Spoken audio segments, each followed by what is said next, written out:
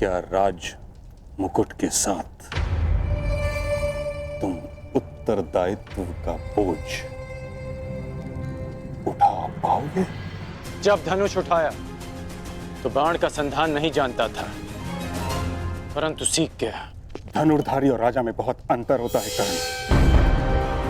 धनुर्धारी अपनी इच्छा से अपने शत्रु पर वार कर सकता है, किंतु राजा स्वयं अपनी प्रजा पर प्रहार करे असंभव है। अब कुल और जाति के आधार पर चयन करने का कारण तुम्हें समझ में आएगा। शासन क्षत्रियों का गुण है, सूत का नहीं। इसका भान तुम्हें शीघ्र ही होने वाला है। तुमने ये नहीं सोचा कि हस्तिनापुर के अधीन होने के उपरांत भी अंग राज्य में आज तक शासक क्यों नहीं है। मेरा एक सुझाव है, भूल कर भी अंग प्रदेश जाने का प्रयास मत करना, क्योंकि तुम जब वहां पहुंचोगे तो तुम्हें भान होगा कि राज मुकुट पहनकर तुमने बहुत बड़ी भूल की है।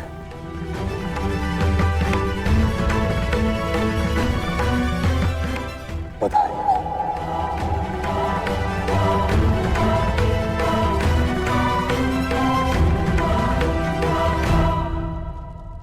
रुकिए!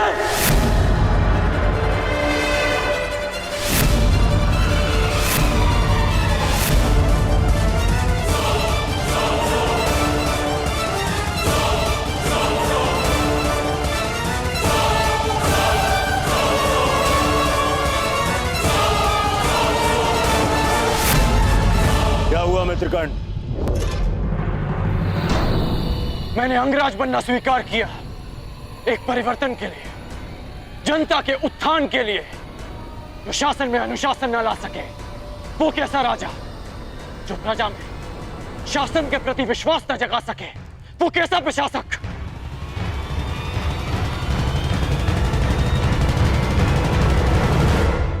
अभी आप ही ने बताया ना मां महिम कि आज तक अंग प्रदेश में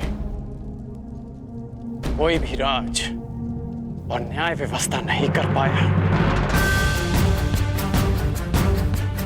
इसलिए मैं घोषणा करता हूं कि जब तक मैं अंग प्रदेश में अच्छे शासन और न्याय व्यवस्था की स्थापना नहीं कर देता, मैं ये मुकुट नहीं पहनूंगा।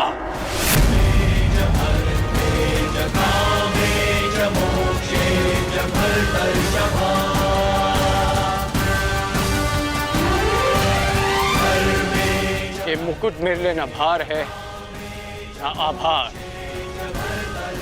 जिस दिन अंग में अच्छा शासन लागू होगा, मैं स्वयं आपके हाथों से ये मुकुट पहनूंगा।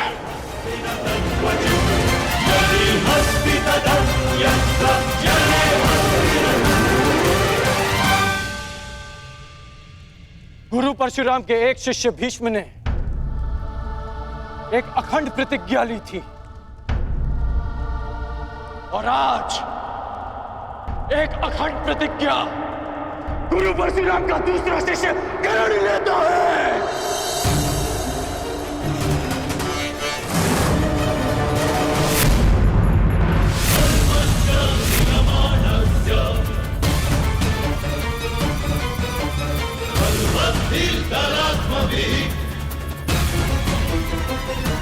अंग प्रदेश जाना तुम्हारे जीवन की सबसे बड़ी भूल होगी। तुमने कभी स्वप्न में भी नहीं सोचा होगा किस प्रकार की चुनौती तुम्हारे समक्ष खड़ी होगी वहां। अब तक तुम्हारा शत्रु तुम्हारी दृष्टि के सामने था, इसलिए तुम उस पर वार कर पाए, किंतु अंग प्रदेश में तुम्हारा शत्रु अदृश्य होगा। इस सूत पुत्र ने आज तक अदृश्य शत्रु का ही अधिक सामना किया है, इसलिए मैं जानता हूं कि शत्रु की सोच पर कैसे लक्ष्य साधा जाए, उसे कैसे पराजित किया जाए। महामहिम,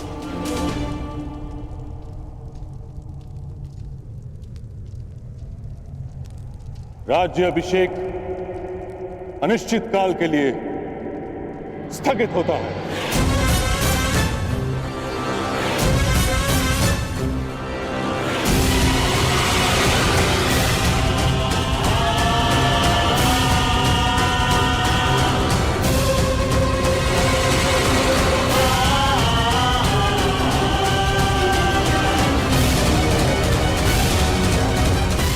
मित्रगण, मुझे क्षमा करना मित्र, क्षमा।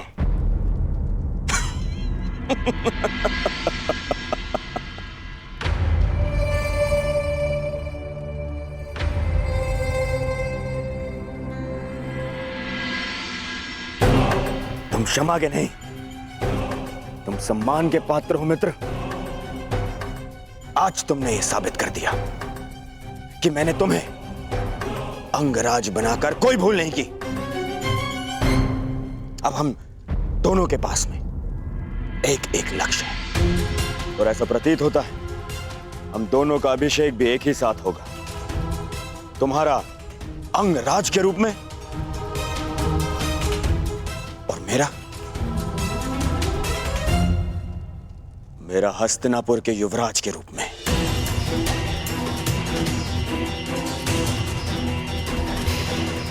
तो चलो मित्र, अपने अपने लक्ष्य की तरफ प्रयाण करें।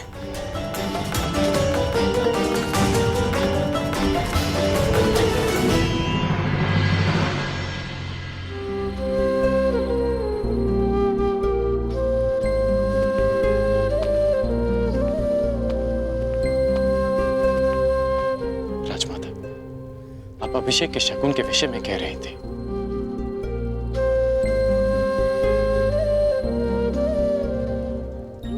शकुन के रूप में अंग में अच्छे राज्य की स्थापना करना क्या पर्याप्त होगा?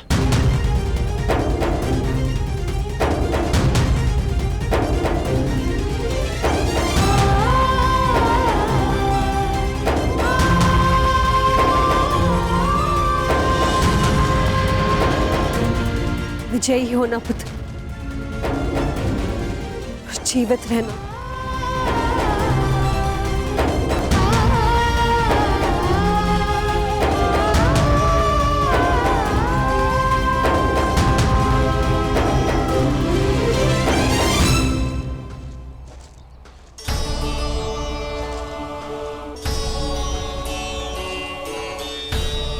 क्या अंगराज कर्ण के सेवकों में एक सारथी का पद रिक्त है?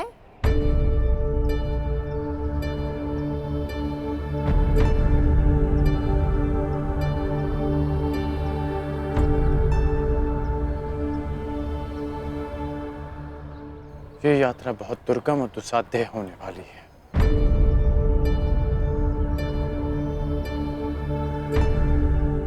कोई तो कारण है कि महामहिम भीष्म ने मुझे अंग जाने से पहले सावधान किया। कुछ तो विचित्र है वहां जो मेरी प्रतीक्षा कर रहा है। इसलिए तुम यही रुको रुशाली। तुम यहां रहोगी तो सुरक्षित रहोगी, और तुम सुरक्षित रहोगी तो मैं संतुष्ट रहूंगा।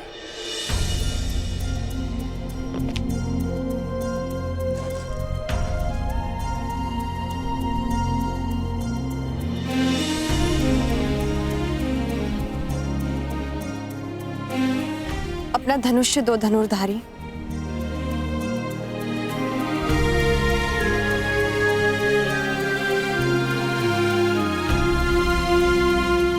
क्यों? क्योंकि ये यहां रहेगा तो सुरक्षित रहेगा, और ये सुरक्षित रहेगा तो तुम संतुष्ट रहोगे।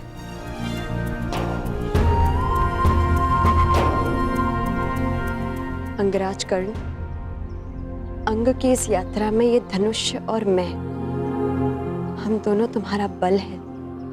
ये धनुष तुम्हें शत्रुओं से संघर्ष में काम आएगा, और वृषाली शत्रुओं की सोच से संघर्ष में।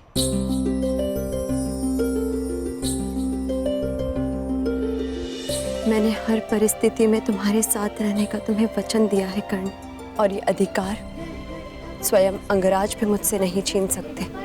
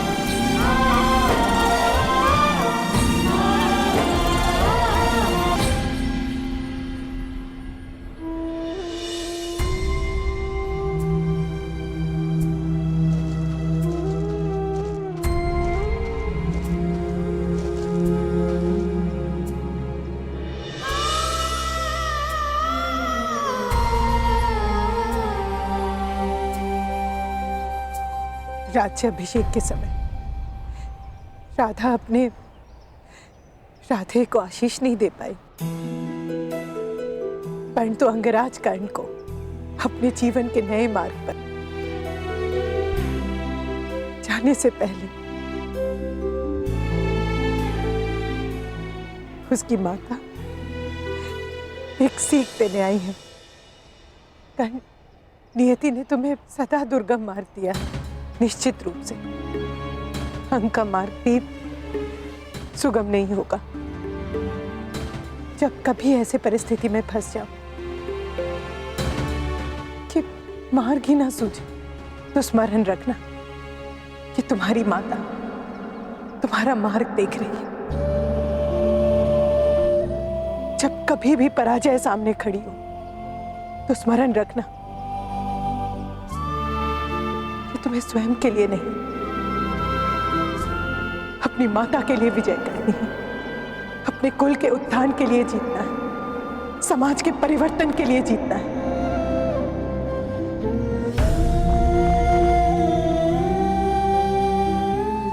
विजयी भव पुत्र।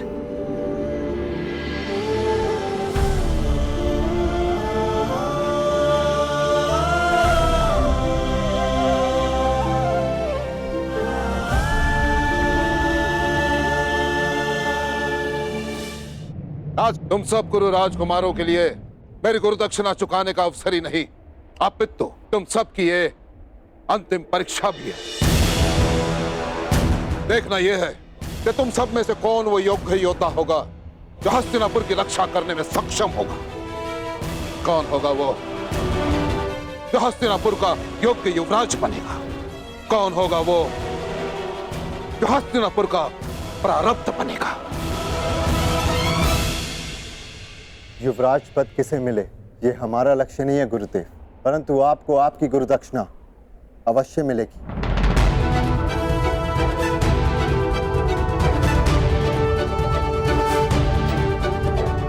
आज्ञा दीजिए गुरुदेव। यशस्वी भव, विजयी भव। प्राण की आज्ञा दीजिए ज्येष्ठ पिताश्री। युधिष्ठिर, तुम धर्म और नीति के स्वयं ज्ञाता, परंतु तुम्हारा ज्येष्ठ पिता होने के नाते मैं तुमसे कुछ कहना चाहूंगा। पांचाल नरेश के साथ क्या करना है ये आचार्य तुम्हें बता चुके, परंतु 105 कुरु कुमारों के ज्येष्ठ होने के नाते अपने अनुजों की सुरक्षा करना भी तुम्हारा ही दायित्व है। मैं अपने प्राण देकर भी अपना दायित्व पूरा करूंगा महाराज।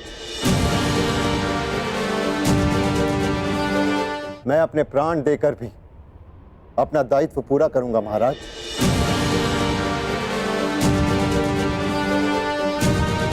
पिताश्री, विजयी होने का आशीर्वाद दीजिए। दीर्घ आयु भव पुत्र, सुरक्षित लौटना। प्रयाण करो।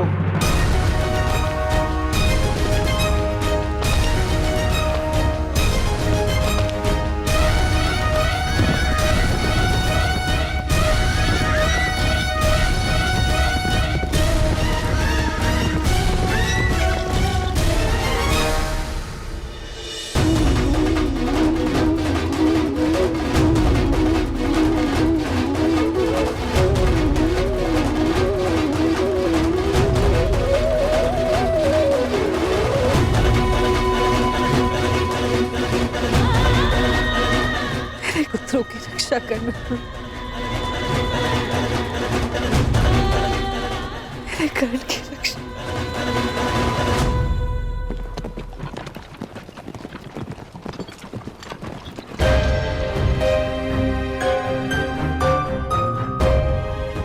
यहाँ से 2 मार्ग जा रहे हैं। ये अंगदेश किस ओर होगा?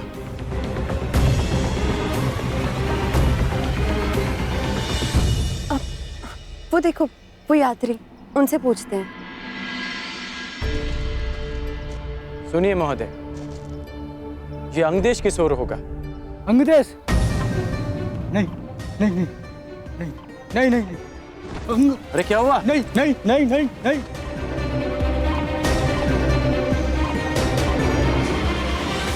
अंगदेश के नाम से इतना भयभीत क्यों हो गया?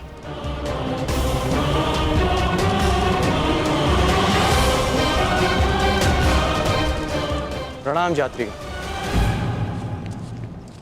हमें अंगदेश जाना है। अंगदेश? तो आप अंगदेश जाएंगे?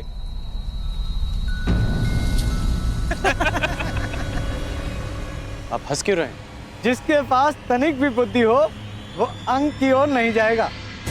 आप मात्र मार्ग बताइए, लक्ष्य मैं साध लूंगा। तो ये दाहिना मार्ग पकड़ लीजिए मित्र, किंतु आगे जाके जब प्राण संकट में पड़े तो हमें दोष मत दीजिएगा कि हमने आपको चेतावनी नहीं दी।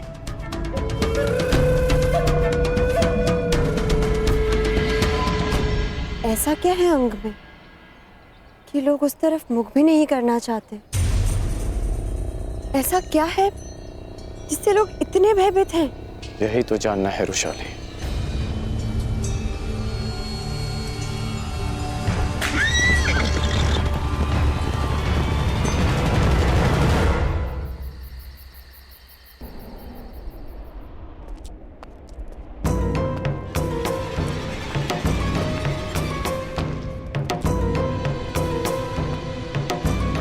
प्रणिपात महामहिम।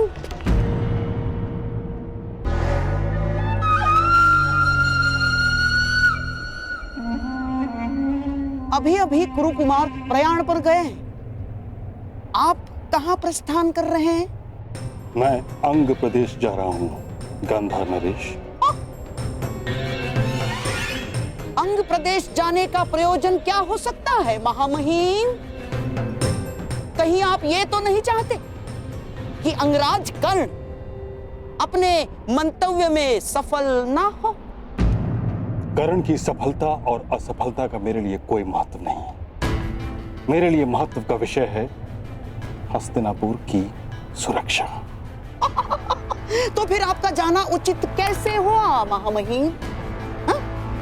अब सारे कुरुकुमार पांचाल पर प्रयाण करने गए। अब वो यदि आचार्य की गुरु दक्षिणा देने में असफल रहे तो, और यदि कल को पांचाल हस्तिनापुर पर आक्रमण कर दे तो महामहिम, कर्ण की योग्यता की परख की अपेक्षा हस्तिनापुर की सुरक्षा से अधिक महत्वपूर्ण है आपके लिए।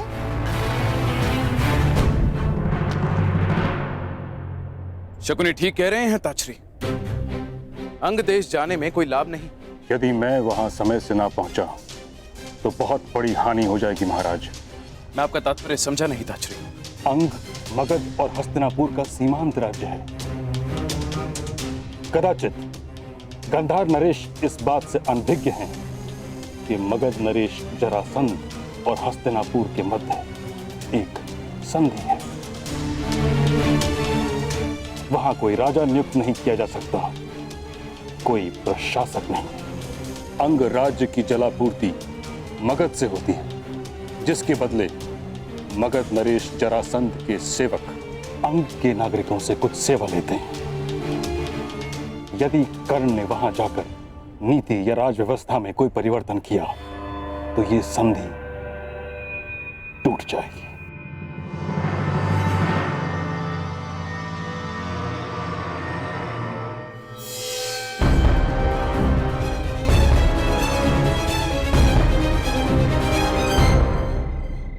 कदाचित हम अंग पहुंच गए। यह है अंग प्रदेश, मेरी कर्म भूमि।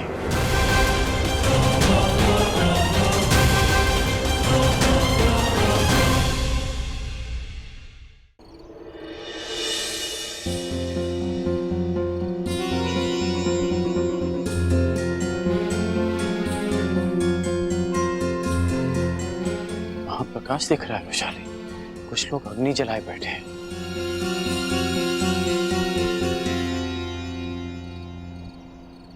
कदाचित हम अंग पहुंच गए।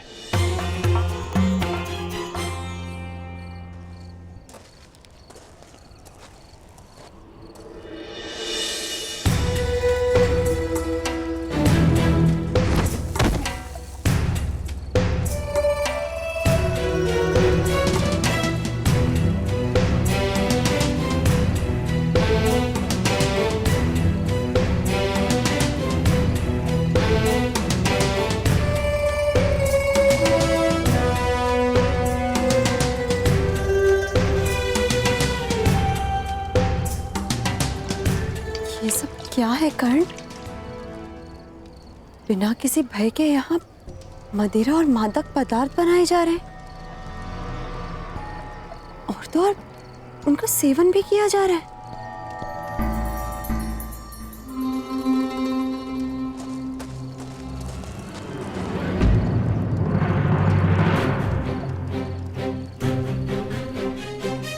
रोटी छूने का साहस कैसे किया तूने?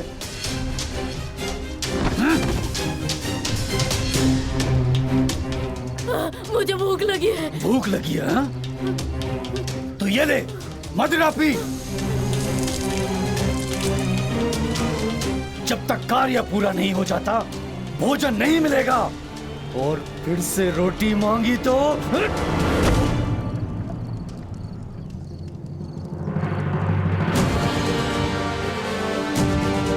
क्या कर रहे हो?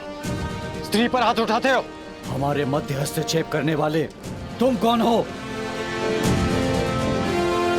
मैं राधेकरण, अंग का प्रशासक।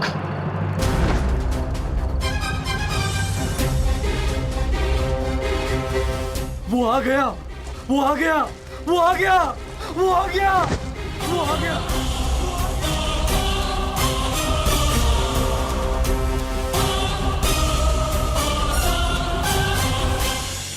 अंग राज्य की जलापूर्ति मगध से होती है, जिसके बदले मगध नरेश जरासंध के सेवक अंग के नागरिकों से कुछ सेवा लेते हैं। यदि कर्ण ने वहां जाकर नीति या राज व्यवस्था में कोई परिवर्तन किया तो ये संधि टूट जाएगी और एक विकराल युद्ध का सामना करना पड़ेगा हस्तिनापुर को। तो ये बात आपने मुझे रणभूमि में क्यों नहीं कही ताचरी? मेरे कुछ कहने से पूर्व ही महाराज के मुख से वचन का बाण निकल चुका था। समस्त सभा के समक्ष उसे रोकना या उसकी अवहेलना करना मर्यादा के भी विरुद्ध था और मेरी प्रतिज्ञा के भी।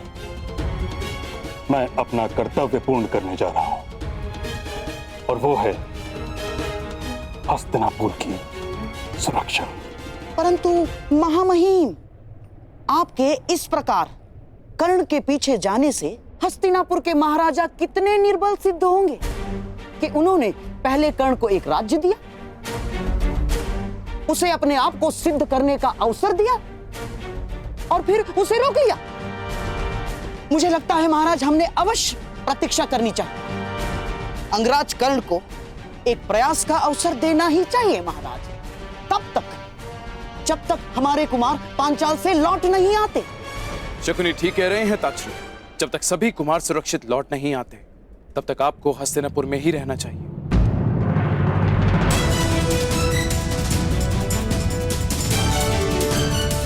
जैसी आपकी इच्छा महाराज। मेरी चिंता केवल यह है कि प्रतीक्षा का समय कहीं हमारे हाथ से सारा समय छीन न ले।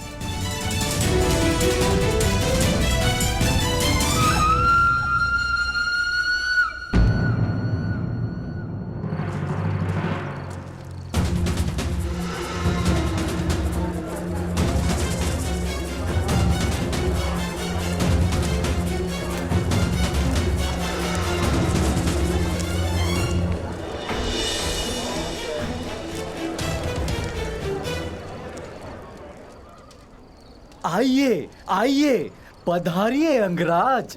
अंग में आपका स्वागत है और हम हैं आपकी प्रजा। ये देखिए, आपके लिए हमने कितने परिश्रम से सिंहासन बनाया है।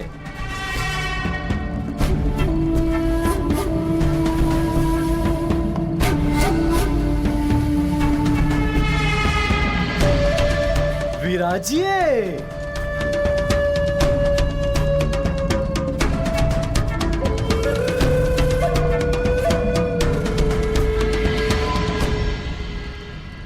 ऐसे मत देखिए, यहाँ स्वर्ण नहीं पाया जाता है। जो भी मिला उससे आपके लिए आसन प्रस्तुत कर दिया है और आपके भोजन के लिए हमारे हाथों से बनी मदिरा और वन पशुओं का मांस प्रस्तुत है। स्वीकार कीजिए।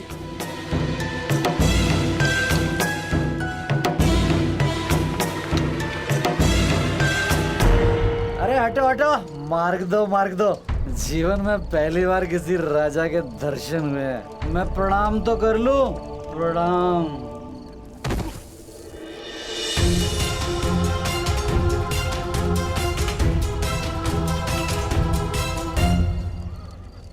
अरे बड़ी सुंदर है तू चल मेरे साथ, तेरे लिए यहाँ काम है।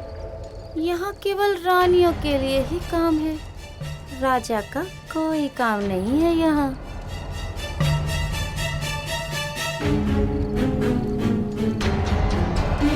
स्वागत है अंगराज।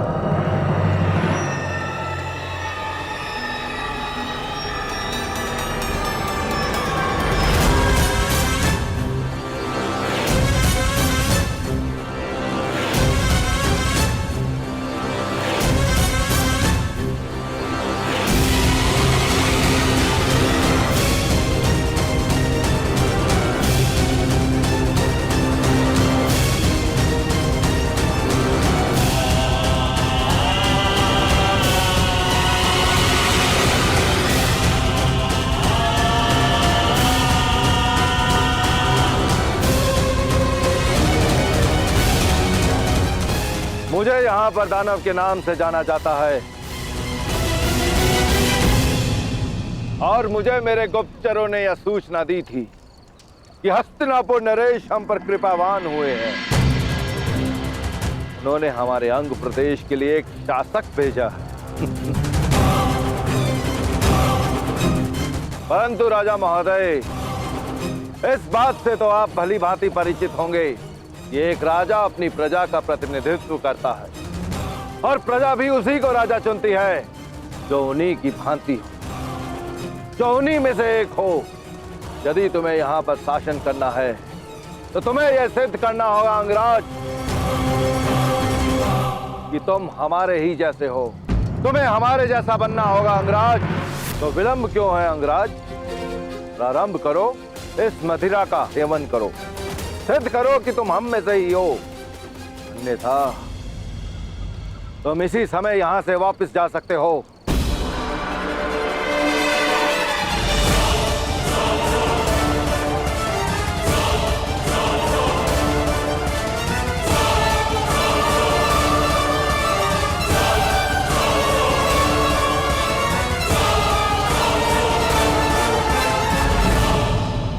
अंगराज, अंग का ना तो कभी कोई राजा था और ना ही इसे कभी किसी राजा की आवश्यकता है। और अगर तब भी तुम यहाँ पर निर्वाह करना चाहते हो तो तुम्हें हमारे समान बनना होगा, क्योंकि जो समान नहीं होता उसका सम्मान नहीं होता। उचित कहा तुमने दानव। जब तक हम समान नहीं हो जाते हम साथ नहीं रह सकते। परंतु समान होने के भी दो मार्ग होते हैं। पहला कि मैं तुम जैसा बन जाऊं और दूसरा कि तुम्हें स्वयं अपने जैसा बना लूं। हाँ, तुम हमारे जैसे हो और ना हम कभी तुम्हारे जैसे बनेंगे अंगराज। चलाओ, इस मूर्ख की बातों में आकर अपना समय नष्ट मत करो। जाओ, जाकर मदिरा बनाओ, जाओ।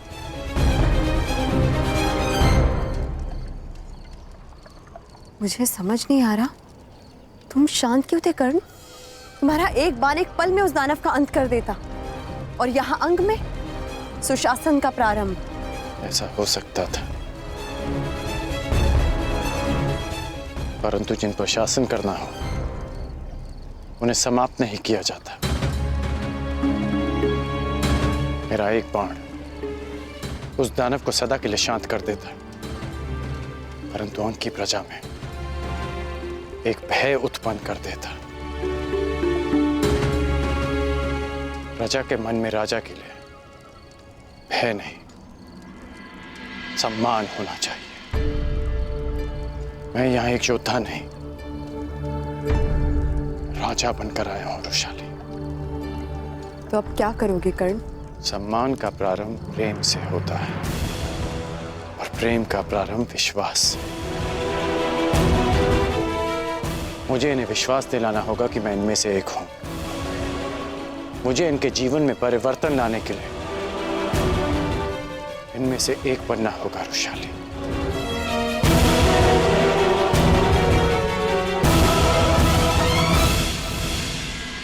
अंग राज्य के लोग कर्ण पर कभी विश्वास करेंगे ही नहीं। ये बड़ी विकट समस्या है ताक्षरी।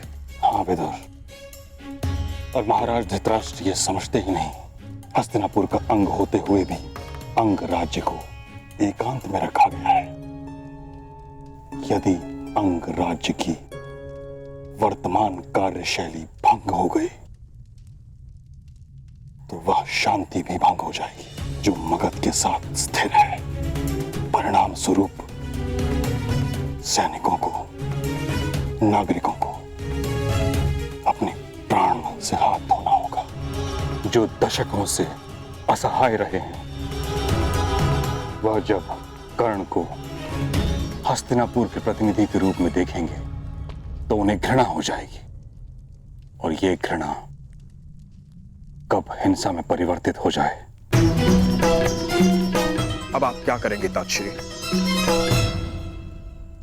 मैं अपने कर्तव्य से भली भांति परिचित हूं। मेरा कर्तव्य है हस्तिनापुर की सुरक्षा करना। मेरा मन इस चिंता से व्याकुल अवश्य है, किंतु मैं अपने कर्तव्य पर अडिग हूं।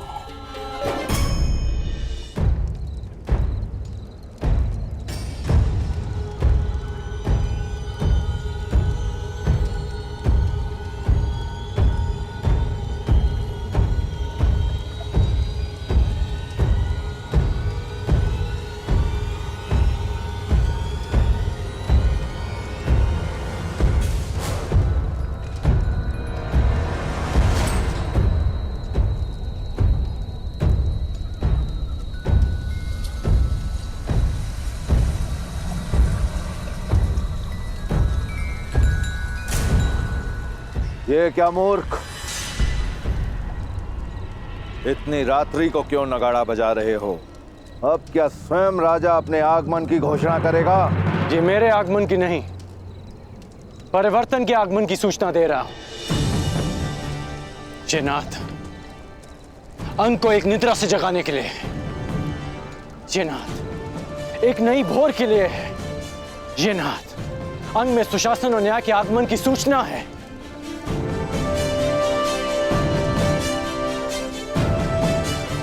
तुमने कहा था ना दानव कि मुझ में और अंग की प्रजा में कोई समानता नहीं। समानता है। मैं भी अंग का विकास चाहता हूं।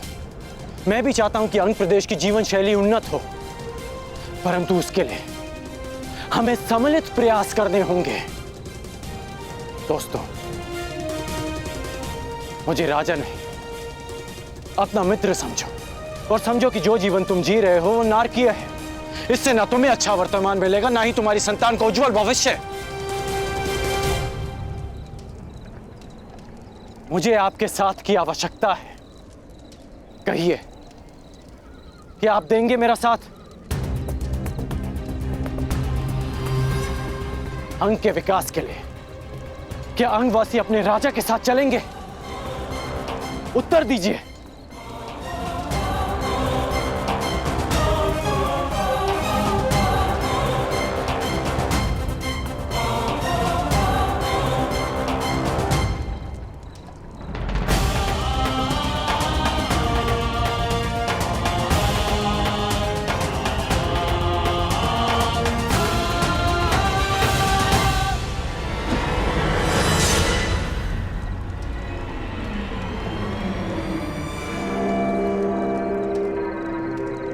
अरे ये क्या मूर्खों, तुम्हें इतना भी ज्ञात नहीं कि एक राजा का किस प्रकार से स्वागत करना चाहिए?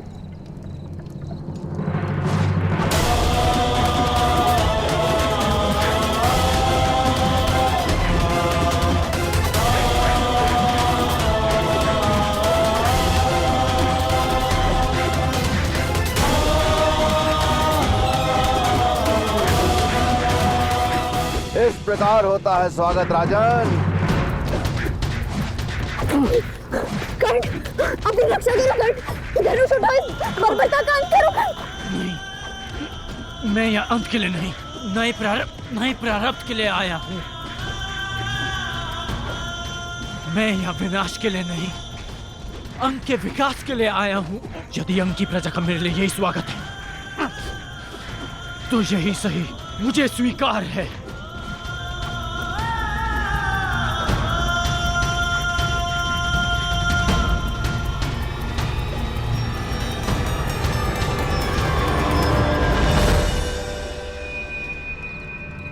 रुक क्यों गए आप सब? मुझे आपका यह स्वागत भा रहा है। आइए, आगे बढ़िए। अंगराज कर्ण, यदि यह स्वागत तुम्हें प्रतिदिन नहीं चाहिए तो इसी क्षण यहां से लौट जाओ।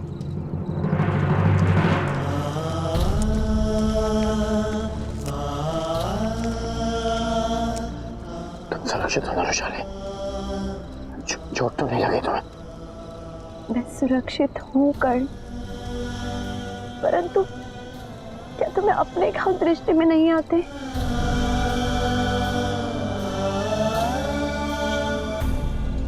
मेरे घाव भर जाएंगे,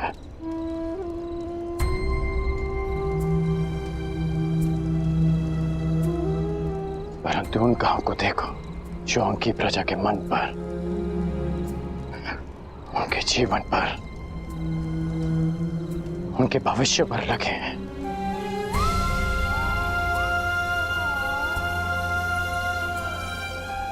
गौ माता दूध देती है और सर्प विष। सोचो रोशाली, इनके भीतर कितनी पीड़ा होगी कि इन्होंने अपने राजा का स्वागत पाषाण खंडों के प्रहार से किया। परंतु कर्ण, स्वयं को घायल करके क्या प्राप्त होगा? विश्वास, विश्वास रोशाली। मैंने इनके प्रहार का उत्तर प्रहार से नहीं दिया,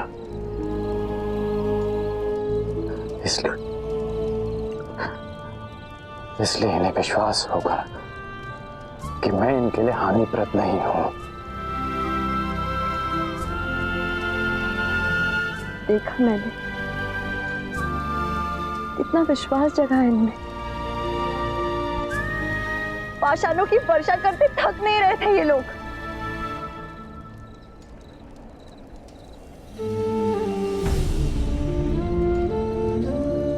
तुम भूल रही हो कि इनका बल क्षीण हुआ था,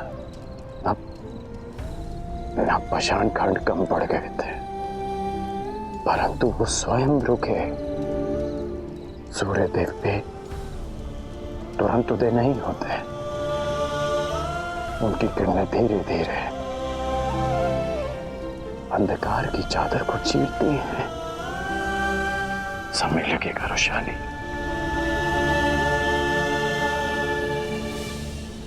परंतु इनकी घृणा का अंत होगा। मेरे लिए इनके हृदय के द्वार खुलेंगे।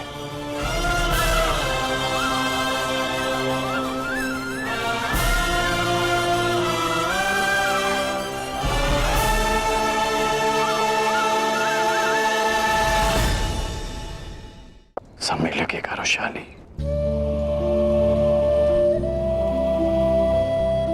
परंतु इनकी घृणा का अंत होगा।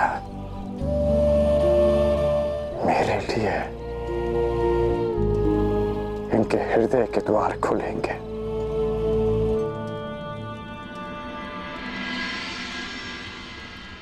अंगराज,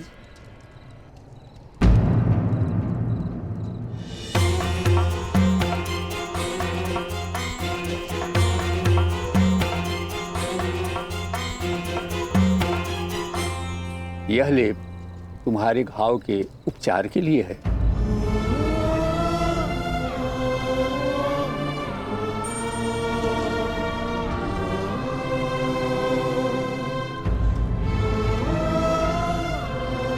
यदि चाहो तो मेरी कुटिया में आ सकते हो।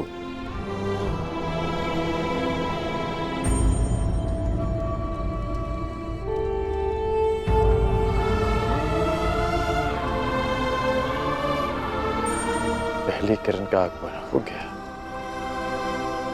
कभी कभी अंतिम युद्ध जीतने के लिए प्रारंभ में पराजय सहनी पड़ती है रोशाली।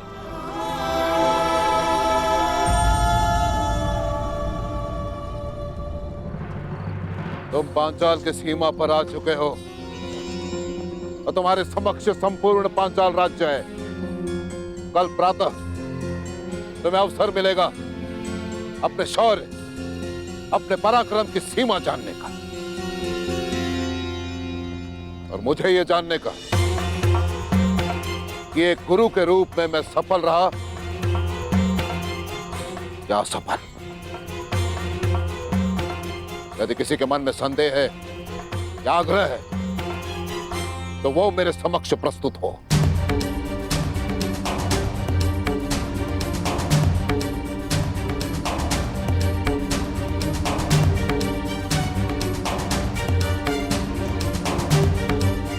ज्येष्ठ गुरु कुमार, तुम्हारे मन में कोई संदेह है? संदेह नहीं गुरुदेव, उत्सुकता है। एक शिष्य होने के नाते मैं अपना धर्म पूरा करूंगा, अपने गुरु की आज्ञा का पालन करूंगा। परंतु धर्म के नाते क्या मुझे इतना जानने का भी अधिकार नहीं कि पंचाल नरेश पे आक्रमण क्यों किया जा रहा है? क्या पंचाल नरेश इस आक्रमण के पात्र हैं? मुझे ज्ञात था कि धर्मराज युधिष्ठिर के मन में अवश्य प्रश्न उठेंगे। मैं तुम्हें कथा सुनाता हूं और तुम स्वयं निर्णय करना कि पांचाल नरेश द्रुपद प्रतिशोध का पात्र है या नहीं।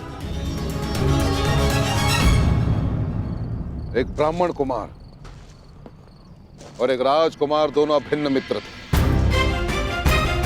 उनके मित्रता का कारण था कि इन दोनों के एक ही गुरु थे।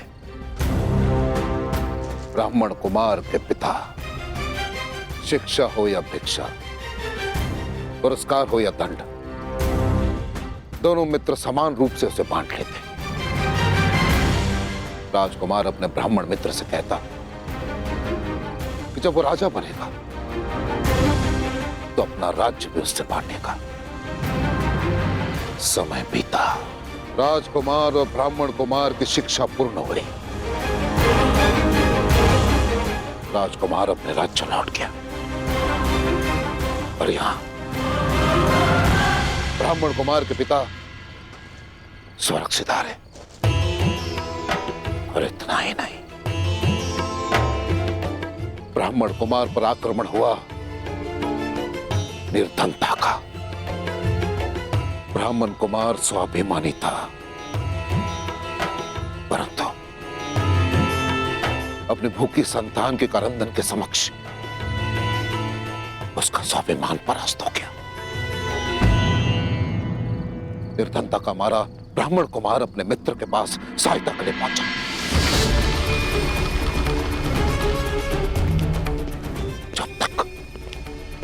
राजा बन चुका था।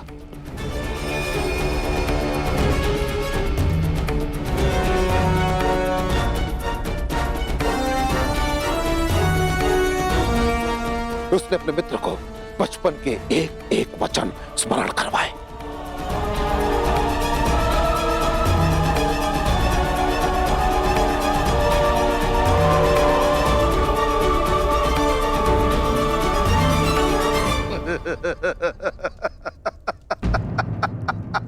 निर्धनता ने तुम्हारा विवेक,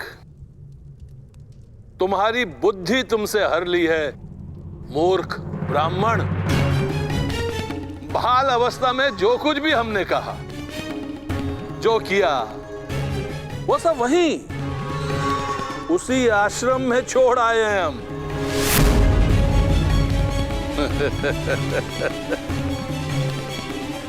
परिवार पालन पोषण में कोई समस्या हो रही है तो 2-4 गाय, कुछ स्वर्ण मुद्राएं हमसे दान में प्राप्त कर सकते थे, परंतु मित्र कहने का साहस कदापि नहीं, क्योंकि मित्रता सदा बराबर वालों में होती है। सभासदों, देखो देखो इस मूर्ख ब्राह्मण को, दरिद्र भिक्षुक हमसे, सम्राट द्रुपद से मित्रता करना चाहता।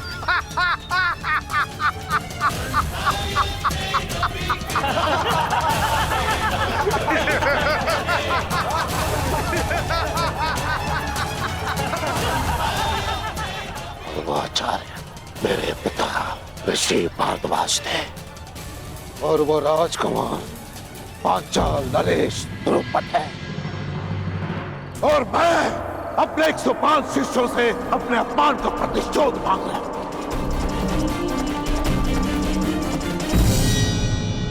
क्योंकि मैं द्रोण वो ब्राह्मण पुत्र हूं। अब वर्षों से ये अपमान की अग्नि मेरे हृदय में भड़क रही है, एक ज्वालामुखी के भांति, और इस ज्वालामुखी को शांत करना मेरे शिष्यों के हाथ में है।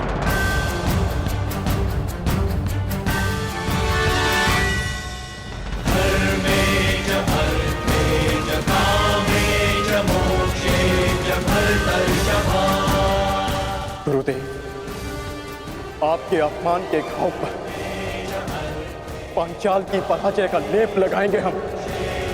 जिस पांचाल नरेश ने हमारे गुरु को भिक्षुक कहकर अपमानित किया, उसे भिक्षुक बनाकर आपके चरणों में प्रस्तुत करेंगे हम।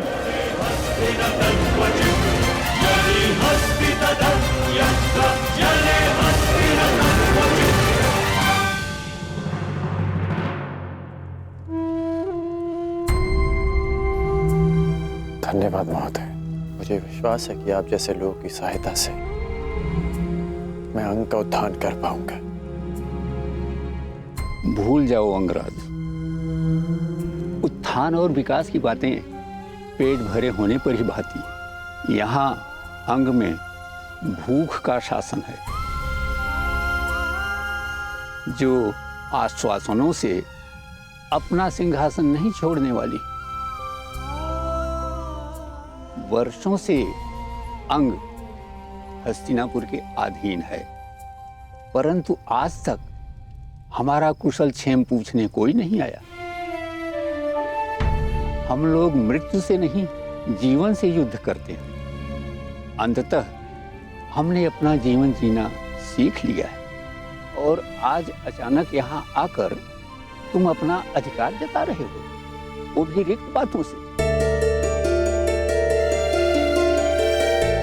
यहाँ के लोगों की दृष्टि में तुम एक राजा नहीं, बल्कि हमारा उपहास उड़ाने आए एक शत्रु हो।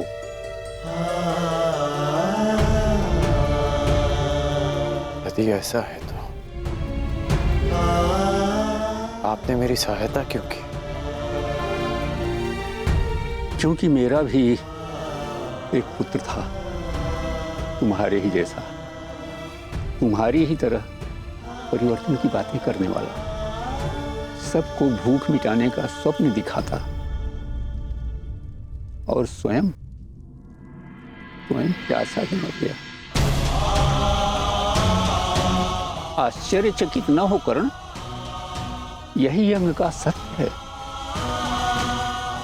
जल प्राप्त करने के लिए हमें मदिरा बनाकर मगध भेजनी होती है। गले की अग्नि को बुझाने के लिए हमें हृदय को दग्ध कर देने वाली मदिरा बनानी पड़ती है।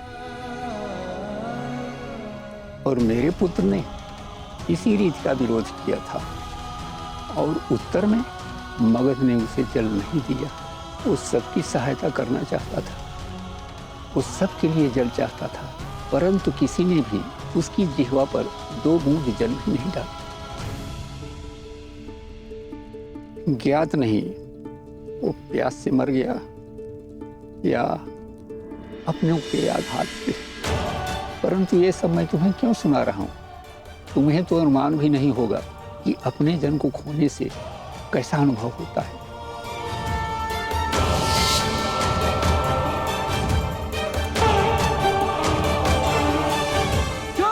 अनुमान है महोदय, और अनुभव भी। प्यास से किसी का कंठ इतना नहीं जला होगा जितना पिघले हुए स्वर्ण से शोन का कंठ। शोन मेरा भाई, आपके पुत्र को तो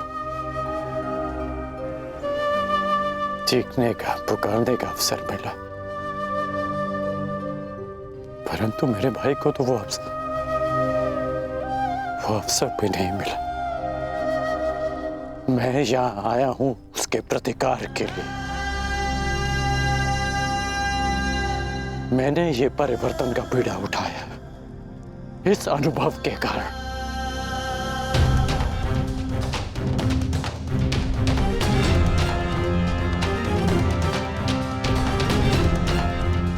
मैं पराजय स्वीकार नहीं करूंगा, इसलिए भी क्योंकि ये अनुभव किसी और को सहना ना पड़े। मेरी सहायता करें महोदय।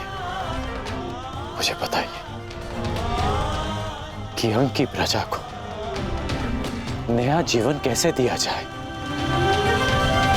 जीवन तो बस जल से मिलता है अंगराज। वर्षों से ये लोग प्यासे हैं, इन्हें केवल जी सकने योग्य मात्रा में ही जल मिलता है। अंगराज, यदि यहाँ परिवर्तन लाना है तो सबसे पहले जल लाना होगा। दिला सकते हो इन्हें जल पर अधिकार? मनुष्य 5 तत्वों से बना है, जल, वायु, अग्नि, आकाश, भूमि। इन 5 तत्वों पर सबका समान अधिकार है। किसने ये अधिकार छीनने का दुस्साहस किया? कौन रोकता है अंग के अधिकार का जल? महोदय, आप मुझे उसके पास ले चलिए।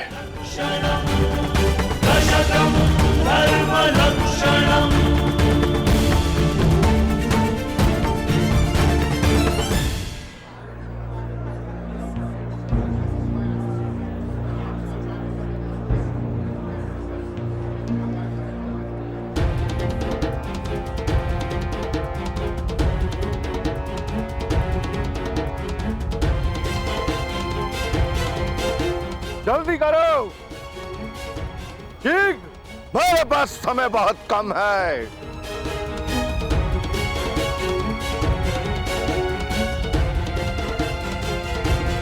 जल्दी करो।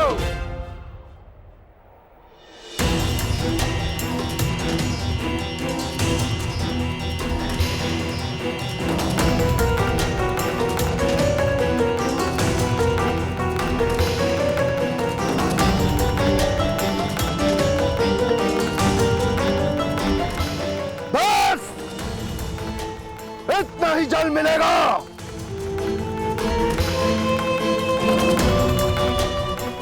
यदि तुम्हें अपने अधिकार से और अधिक जल चाहिए तो भगत के अधिकार की मदिरा लाओ। जाओ। मेरी अंजलि छोटी है, प्यास नहीं बुझी और जल चाहिए।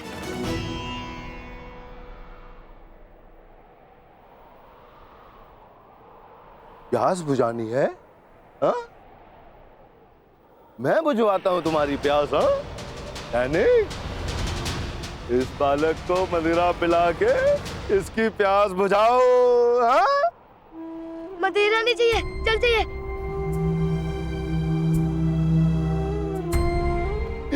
पी मदिरा पी, आनंद ले।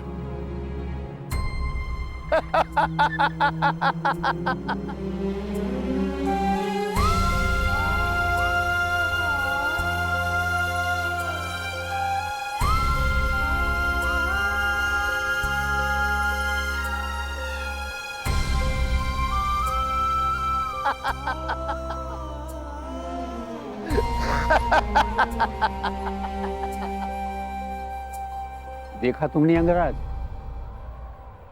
वर्षों से ऐसे ही चला आ रहा है। एक अंजलि जल के लिए अपने जीवन के हर पल को मगध के नाम कर दिया है अंगवासियों ने। ये दानव मगध नरेश जरासंध का प्रतिनिधि है और अंग देश के विकास के मार्ग में सबसे बड़ी चट्टान। ये जब तक यहाँ है, अंग देश कभी भी स्वतंत्र नहीं हो सकता।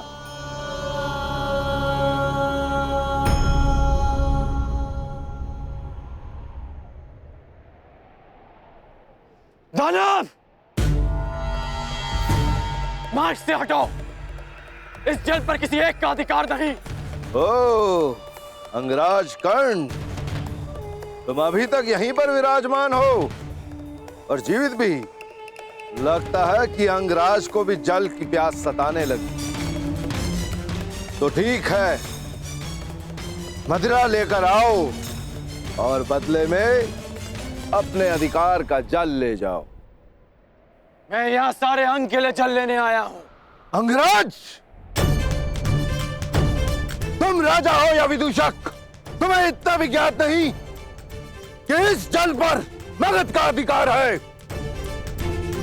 इसीलिए त्याग पूर्वक मैं जितना भी जल दे रहा हूं उसी में संतुष्टि करो। जे रुष्ट मत करो बालक, अन्यथा तुम अपने प्राणों से हाथ धो बैठोगे। अंतिम चेतावनी दे रहा हूं कि अंग का जल अंग में छोड़ो और अंग की सीमा से चले जाओ, अन्यथा नरक में प्रस्थान करोगे। मृत्यु का भय तू किसे दिखा रहा है? मृत्यु तो सबकी होनी है मूर्ख। वो कब किसको ले जाए यह किसी को ज्ञात नहीं, परंतु मुझे यह ज्ञात है मेरी मृत्यु तेरे हाथों से नहीं होगी। तो युद्ध के लिए प्रस्तुत हो जाओ। अंगराज, मैंने तुझे एक बार चेताया, 2 बार तुझे सावधान किया और अब मैं तुझे अंतिम चेतावनी दे रहा हूं। अब भी समय है, लौट जा, अन्यथा मृत्यु को प्राप्त हो जाएगा। तुम्हारा ये बाण मुझ तक पहुंचे इसमें मुझे संदेह है, परंतु यदि ये सूचना मगध नरेश तक पहुंच गई कि मुझ पर एक अंगवासी ने आक्रमण किया है, तो अंग प्रदेश का अस्तित्व मिट जाना निश्चित है। मैंने अंग को अस्तित्व में लाने के लिए ही धनुष उठाया है।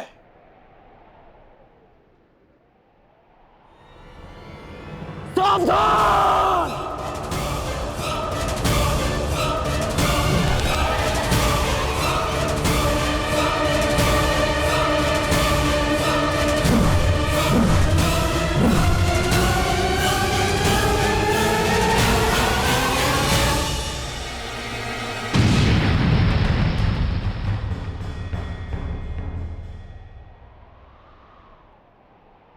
Thank you.